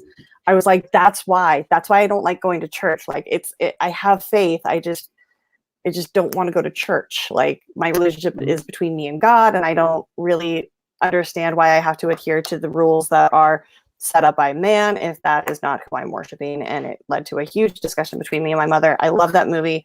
Also, Alan Rickman as the Metatron. Yes. Okay. Yes. Can I just say, I'm going to be real fucking pissed if when I die, if there is a heaven and I get to go there for some reason, if I am not greeted by Alanis Morissette with Alan Rickman standing next to her as the voice of God, I am going to be so disappointed and be like, are you going to ask him to drop trow as well to just make sure there's nothing there? I'm not going to spray him with fire retardant chemicals, so it's fine. I will ask him to have a drink with me, though. That'll be fun. But no, I love this movie. I think it is perfectly cast. I think that it is just one of those movies. It's very similar for me to me as Chasing Amy is, where Kevin Smith tackled this really difficult topic and handled it in a way to make it palatable for people, for the general public. And this was also one of the movies that like had huge protests. And I mean, there's a very famous clip of him on the nightly news in his hometown in the same line with people at the protest for his own movie. And they're like, you kind of look like him. He's like, yeah, I get that a lot. And he's like holding a sign of his own movie. Yeah, protesting his own movie. I got a question about Dogma. Is that where Kevin Smith was trying to do his Tarantino? Because it felt a lot like From Dusk Till Dawn. No, I mean, it was pretty violent. It was pretty gory, and I don't know. I got a lot of like Dusk Till Dawn vibes from it. There was a slight homage in the bar scene.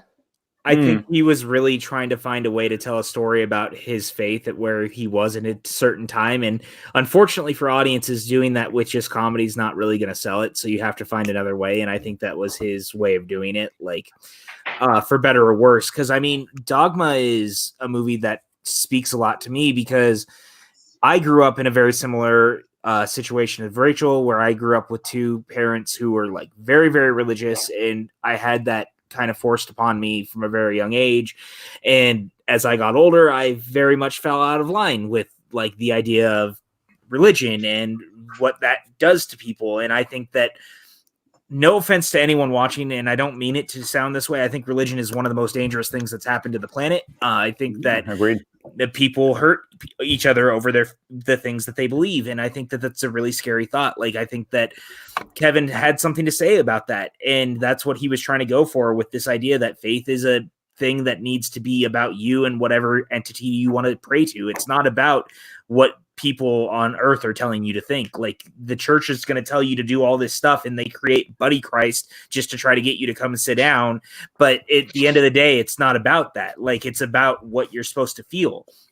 And And that's for me, that's why I love the movie so much, because it speaks very much to me of someone who grew up very religious, who found an out of religion, because I felt very similar to how the characters in this movie feel with the way they see things. And I really wish that he had gotten to do Dogma 2. He wanted to do Dogma 2 very, very badly. And then 9/11 happened and he was never going to touch it.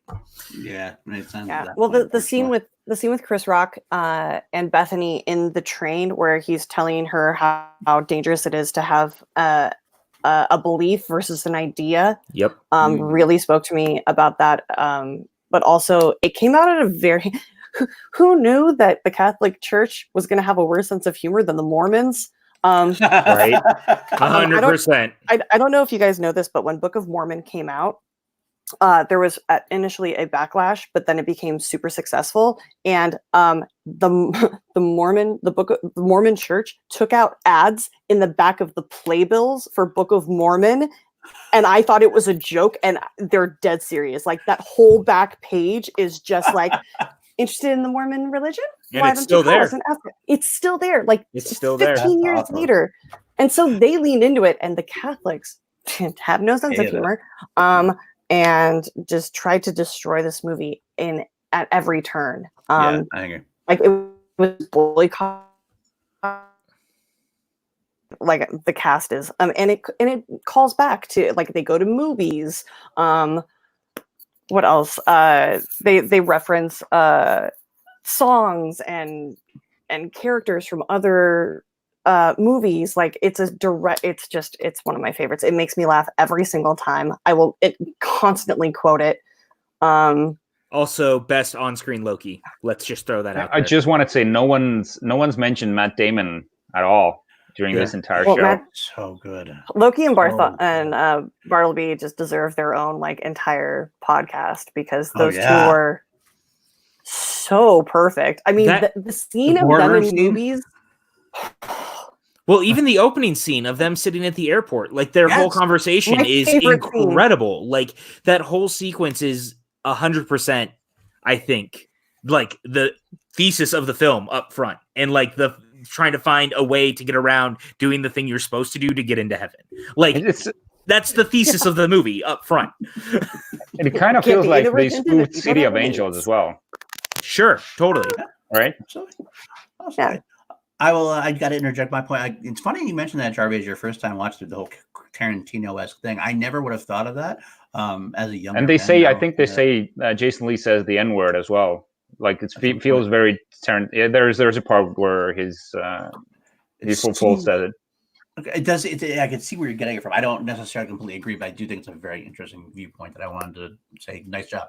But I do want to say the funny thing also about this is, to me, you had this lower in your list. I wonder if it's the same thing that happened to me. The first time I saw this movie, I was not a huge fan at first. When it got through, I think it was because I had seen Clarice Mallrats and Chasing Amy. They'd all been kind of basically grounded in reality and nerdy reality. And all of a sudden, this was like so fucking out there with like the whole spiritual thing. There's shit monsters. There's angels. Exactly. And the last one I said is God. And it almost was like just too out there for me, as far as I'm like, this is way off the rails now. I don't get what he's trying to do. I prefer the realness of Chasing Amy and everything else. I agree with you. Yeah. And then I went, but so I watched it again now then, because when I watched the second time, I totally flipped the switch and I was able to block out that aspect of it and love that aspect of it even more. And I actually loved it more the second time, because I started this like, this is so fucking bizarre, but it's so fucking ridiculous. I love it. But there is, like Rachel and PJ both said, such a deep-seated heart of searching for belief, searching for what really matters to you and how to express that, and what means the most to you. And it does have some great scenes as well. So funny. He's Matt Damon in the boardroom still makes me laugh. You sick fuck. Yeah. in your own bedroom, no less. Oh God, I love all about it. So that's why I went back. If I had just seen this once through with the first, like you did, it's might have gotten like 6 or 7 for me. Now it's definitely up at number 3 for me, because I think it's great now. So this was also a movie that I got to share with my dad, because he was raised like he went to Catholic school, like for elementary school, and so he was very funny. And so I showed this to him for the first time, and he, like, we had to pause the movie like 5 or 6 times because I get my laugh from him, and he just would belly laugh like for a good 3 minutes. And we're like, you okay? He's like, go ahead, just start it back up. Like, so we would watch it all the time together. So it's like, that's another reason why it means so much to me. No, we did talk about the just brought it up. which has one of the cutest, like, sweetest little nothing laughs to it when he brings out the spray, knocks out strong odors. Like, what a great movie. Why do you carry that? Oh. It's just a great movie, man. And like, I love Jason Lee. Like, he's so good in this. Like, George Carlin is incredible. The Catholic Church would never make any mistakes. Really? Okay, mistakes were made. Like, come on. Like, everything about it is so on point. And again, a little ahead of its time, because like, it wouldn't be until a couple years later that the spotlight stuff really starts to come out on what happened with the Catholic Church. So like, again, Kevin Smith, like, for all his faults that people feel like he has, I think almost every one of his films has continually been just like ahead of the curve, just enough that when you go back and watch it, you get more out of it on rewatches. Fair enough. Absolutely fair enough. And Kenny Yu says that as well. Same thing as me. I appreciate that, Kenny. I salute you. I exactly agree. So if you have only seen Dogma once out there, watch it again. I'll let you know when I rewatch it. Okay, perfect. So with that being said, we're going to talk about the one we punted. I think PJ and I are on the same page. I believe we are. PJ and I are on the same page. You and me all the time. So close. I almost gave it a number 1. Clerks 2. Yes. Perfection of Kevin Smith. Rosario Dawson. Talked about it. Rosario Dawson. The best thing about Kevin Smith, his most heart movie, taking what we learned from Clerks, bringing it forward. You have all the self-referential moments I've talked about, and you have the greatest story of brotherhood that you've ever had in my life, as far as I'm concerned. That jail sequence at the end, prison scene when Jeff Anderson, Randall has that breakdown. When here's a character who's such a wise ass through all the Clerks 2, he doesn't show that much. He breaks down and just, don't make me say it. You know, and I start bawling like a little baby. Yep. It's such a beautiful moment of brotherhood. Maybe that's what you meant, Rachel. I think you'll probably get into it as far as a female aspect versus the male aspect. This is definitely the male moment where you've had a friend like that close to you. You've maybe watched them have to go away, and oh god, I just love this movie so much. And I'll get back. I'm gonna have to talk more about it. I'll let you guys talk first, but I have more to say.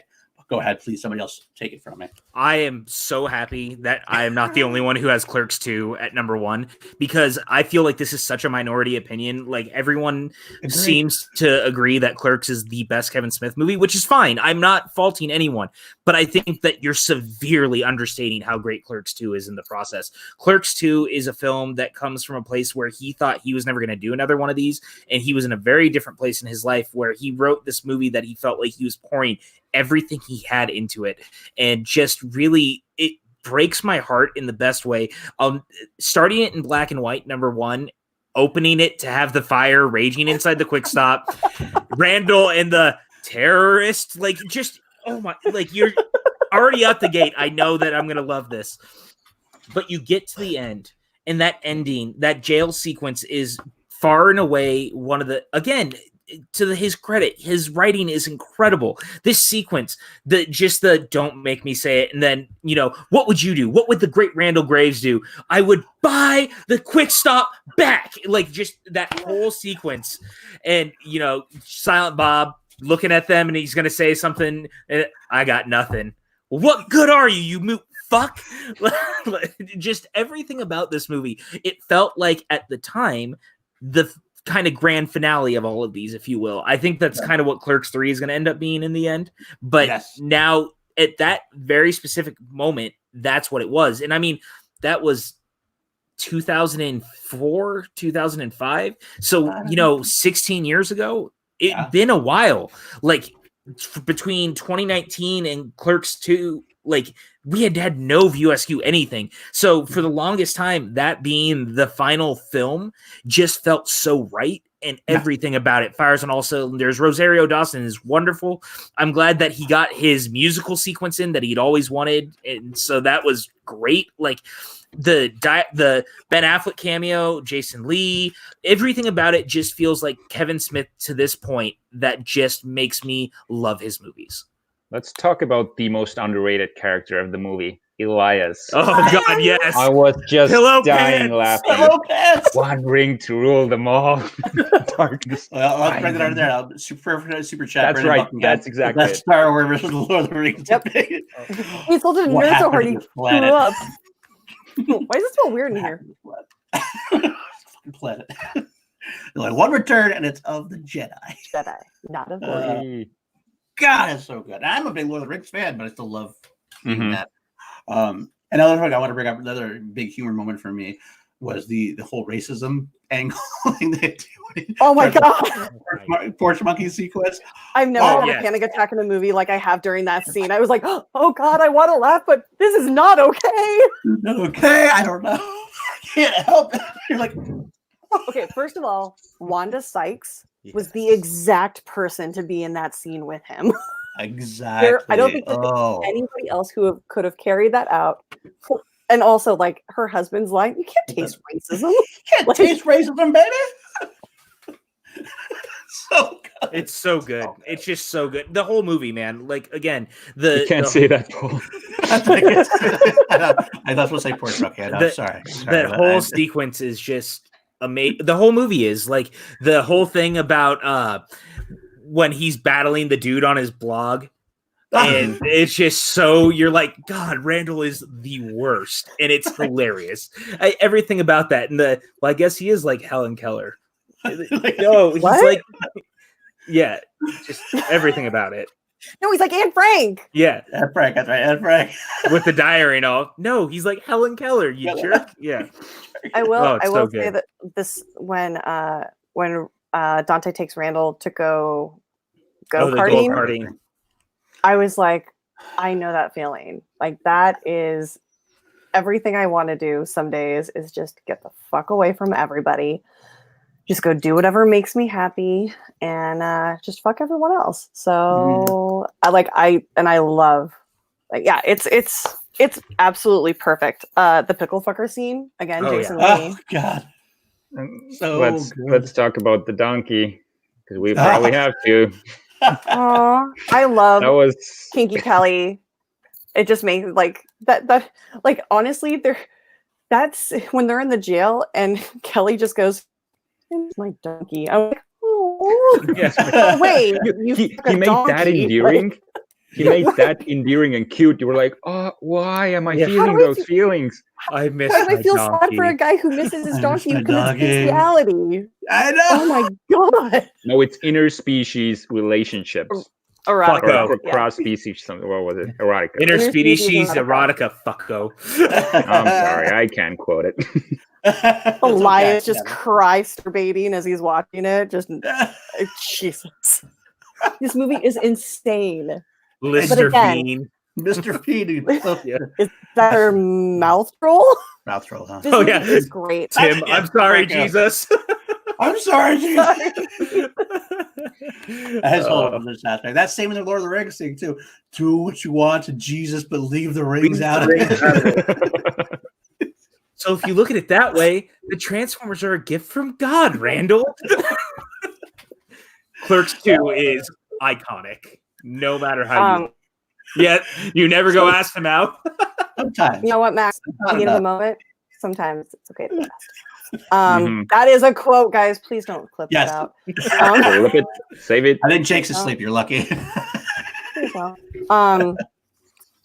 So, Jarvi, your sentiments towards Chris Hemsworth, I express towards Rosario Dawson. She is stunning and beautiful, and I am a hard sell on Mackenzie scale for her. She is amazing, and I love her, and she is so fucking funny and perfect in this role, and it just makes me happy that they end up together. So I'm really excited to see Clerks 3. Yes. That was actually one of my Mandalorian season 2. Mandalorian season 2, that's true. Yes. Oh, my God, which, by the way, I so- wanted to bring this up. I don't know if you guys saw the news that Kevin announced today. The cinematographer of Clerks is doing one of the episodes of Mandalorian, and it's the one that Really? Robert Rodriguez directed. Oh, that's awesome. That is great news. Yeah, I totally wanted to bring it up when we were talking about Clerks, so this is the perfect time to do it. I was like, just look how far they've come.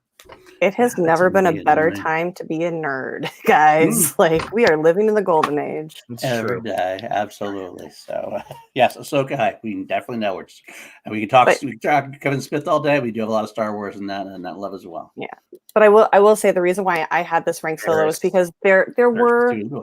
I love Clerks too. I really do. Obviously, it just had more laughs than heart for me. And like I said, I weighted my list on heart. So I mean, none of these movies I'm ever going to be like, no, I don't want to watch that right now. If you mention, like, literally, if I'm wanting to watch a movie and anyone that I'm around is like James like Kevin Smith, I'm like, yeah, let's put that on. And we're going to start at the beginning and we're going to watch all of them all the way through. So. Yeah. Absolutely. So, well, I have done the tabulations. I've done that while we were back in the background talking about this. Let's see what, as a group, including Kearns and Mariano, what we have come up with. I don't. We're including theirs as well. Surprised. I've included theirs as well because I figured what the hell they wanted to be a part of this so badly. They initially talked about the podcast. I figured I'd use their votes as well. If one of them tanked Clerks 2 on us, I'm gonna fucking throw things. Sorry, that was probably me. At number 8. No surprise. It's Zach Nicholas Porno, and I'm okay with that. I am too. Still wonderful and hilarious, and Jeff Anderson is a surprising star in that. Yes. For as little as he does. I mean, he gets shit on. Often, and that's not cool. Wow. Number 7. I mean, literally shit on in that movie. Yes, that. Actually, it's true. I forgot that part. This has been a while since I've seen that one. Actually, that's the one I haven't seen the most. Okay, number 7. Jay and Silent Bob Strike Back. Ooh, that's 7. Pretty low. That makes sense, though. I can get behind that. I can too. It makes actually a lot of sense to me, so I'm not too upset with that. Jay and Silent Bob reboot. That hurts. That is shockingly low. Wait, how did that get so low? It just got so many points. That's what Mariano happened. and Kearns probably. Mariano and Kearns had a low. They both had a low. I'm surprised that Mariano has that so low because he has daughters. Yeah, that, you know what? That's the thing that shocks me. Why do you hate your daughters? Why do you hate your daughters? I'm going to ask him that tomorrow.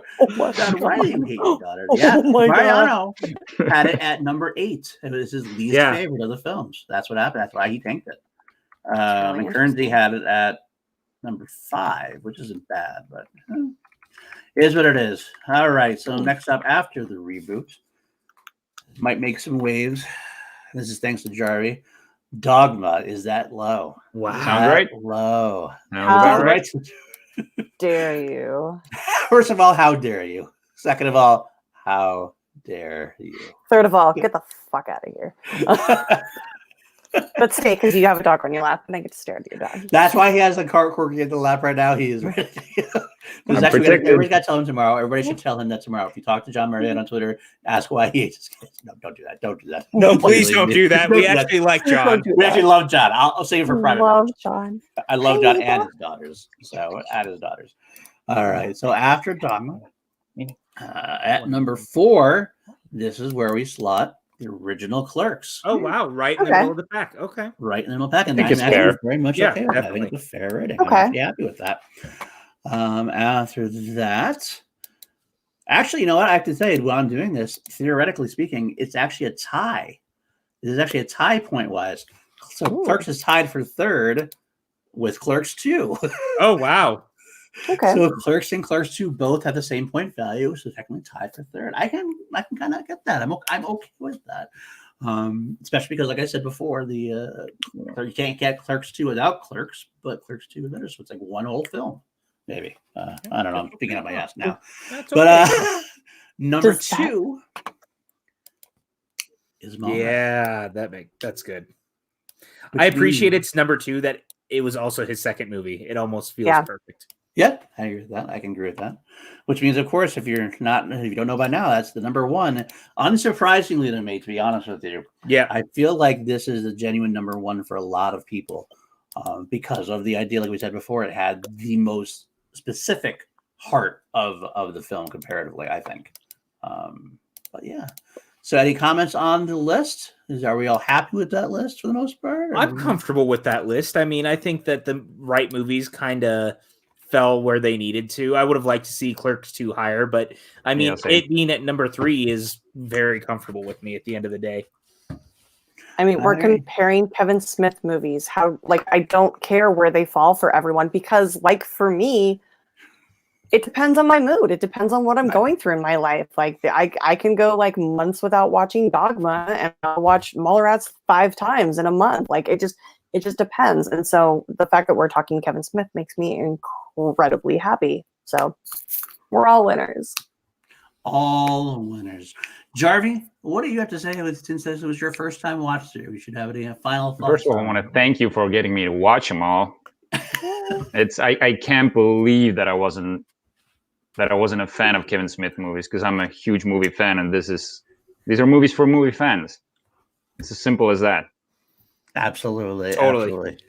You know what? Thrawn said it best. If you would ask me to be on the show, I'd have refused the principle that they are all beautiful children, and I get that aspect, to be honest. Well, Paul, didn't you one time when I was on the show ask me to pick between Brody and Banky? Was it Brody and Banky? And they cried. And I was like, no, I can't. That's true. And I was like, no. Luckily, no one ever asked me that. So I am an asshole. I am very much an asshole. I love being an asshole. So, well, that is going to be our show. I want to thank everybody in the chat who stuck with us all the way throughout. This is an amazing time for us to have our first live stream. Richard and I have been planning this for a while, or hoping for a while, rather. I want to say thank you to Rachel and PJ for making this such a great success. I love having you guys on. You guys are wonderful people. Rachel, why don't you plug anything you want to plug, or anything you want to say? Sure. You can find me on Instagram and Twitter at @Silvestrini, which is right there. I will be starting a YouTube channel soon, so find me on YouTube, add me. It's got my picture on it. I'm going to start doing a show talking to musicians and people that I've toured with, both on Broadway and in the music scene, and talking to them about movies and life and living on the road and what has kept them sane and their favorite movies and music and stuff like that. So it's going to be really fun and interesting. So come join me. It should be starting next week. Hopefully my first interview will probably be with the bassist from We Came as Romans. So if you know who they are, it's Andy Glass, and he's like the most attractive human being on the face of the planet. It's really obnoxious. I love him dearly. So come join me for that fun. It's going to get crazy. Awesome. And PJ? You guys can find me on Twitter and Instagram at PJ_Campbell, which you can also see down below because Paul is a great man and he has it there. You guys can find me over on YouTube now because I am back on the YouTubes. Check out the PJ Campbell Show Network. We're doing a lot of fun stuff. We're actually going to be doing a Frozen 2 watch along tomorrow. So if you are around at 7 p.m. PST and 10 p.m. EST, we are going to be watching Frozen 2 live. We did an Army of Darkness watch along last night. We've got a bunch of different content that's going up on there. Family game night with Chris Clark and Evan DeGraff, back from the Take 3 days. So there's a lot of stuff to look forward to. And then you can find, me over at the Schmodown. So if you guys are enjoying the Schmodown, or if you've never seen it, please go head over and watch it. I know we all are kind of stuck on doing not a lot right now. So give us some love over there. Absolutely. Oh, sorry, real quick, guys. I just had a match come out. Share it. I'm going to be on Backstage on Tuesday, so come watch that. It's going to be an interesting conversation. Hey, lady, could you quit taking my spotlight, please? You had your shot, okay? Sorry, you finished. I love you. I forgot to tell Backstage. Is there going to be some drama or anything on that show? No, not at all. No hurt feelings. I won't make Frank cry. It's fine. Woo! Okay. All right. Fair enough. Quickly throw it in there. Ferris Persona. So Fast and the Furious next for $2. We will see. I do Fast and the Furious. I will definitely keep you in mind, and I'll have to bring PJ back on, as you said. So we'll go from there. Oh, I will definitely do that. I will say this too. Ferris knows this. Frank and I are going to be doing live commentaries of all the Fast and the Furious movies, one a month leading up to the release of Fast 9 next April. So get ready. Sweet. I'll definitely watch that. Richard, anything you want to plug? Yes, you can follow me at Richard Eric with a K Jarvi on Facebook and Instagram. This Richard_Jarvi is my Twitter account, which I've never used before. So don't follow me there. You can follow me there. There's just nothing happening there. But thank you so much, PJ and Rachel, for being on here. And honestly, I felt comfortable with taking the backseat and just enjoying the greatest hits, like scene by scene, by you guys, because I couldn't remember the specific scenes. So just going through with them all with you was perfect. Yeah, it was really fun to hear a newbie's perspective. So thank you for doing that with us. Thank you. That was definitely one of the highlights for me. I was happy to make you do it. I'm happy to get your opinion on it as well. I'll plug my projects. I have opened up a YouTube channel myself called PLD Projects. And so far, I've done weekly shows on Star Wars and on my favorite TV show of the 1980s called V. Those drop weekly on Saturday and Wednesday. You can find me on the Call to Action podcast, the Schmodown After Show, where I do a show with Danny Joy on Monday. You said Call to Action class. Oh, sorry. If the show has action in the title, I'm probably on it at some point or another. It's Do Chill to Action is our Monday interview show. You can also find me on Action Industries, which is the home, which this exact show is on right now. Thank you, Ben and Drew, for that, giving us this little slot. I run their Patreon. Patreon.com/Team Action. A lot of cool tiers there as well. And new action stuff going on with that. Next week for Class Action, we haven't officially decided yet. I think we're possibly going to do the Way Back versus Warrior. Yeah, just watch it. Yeah, maybe with the Way Back versus Warrior. We did have the Miracle versus Warrior. It was actually going to do a 3-way, but he couldn't see the Way Back because it didn't open in Estonia. But now it's on home media, so now we can have the sequel to that. It's a corgi. So maybe the Way Back versus Warrior, and we'll go from there. So if not, we'll let you know as soon as we know. So before we get off with though, we gotta jam to the USQ stuff. Should we end the broadcast? Go ahead, start off. We got to start with little Jason Lee Brody.